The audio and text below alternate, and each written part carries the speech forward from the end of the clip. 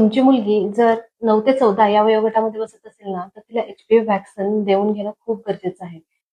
Human papilloma virus हा जो virus आहे ना, त्याच्यामुळे सर्व्हायकल कॅन्सर म्हणजे गर्भाशयाच्या मुखाचा कॅन्सर, व्हजायनल कॅन्सर म्हणजे योनी मार्गाचा कॅन्सर आणि रेक्टल कॅन्सर म्हणजे गुदद्वाराचा कॅन्सर आणि चौथा म्हणजे घशाचा कॅन्सर होण्याचे चान्सेस खूप असतात.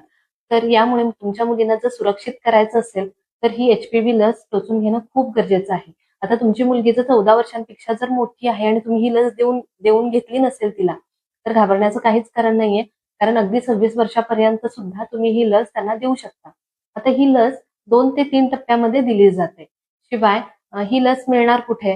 तर ही लस तुम्ही जवळच्या पेडियाट्रिशियनकडे जाऊन घेऊ शकता किंवा तुमच्या गायनेकॉलॉजिस्ट म्हणजे स्त्रीरोग तज्ञाकडे जाऊन घेऊ शकता किंवा गव्हर्नमेंटचे काही कॅम्पेन्स सुद्धा होतात. त्या कॅम्पेन्समध्ये सुद्धा ही लस अवेलेबल होऊ शकते. शिवाय याचे साईड इफेक्ट्स काय? तर याचे साईड इफेक्ट्स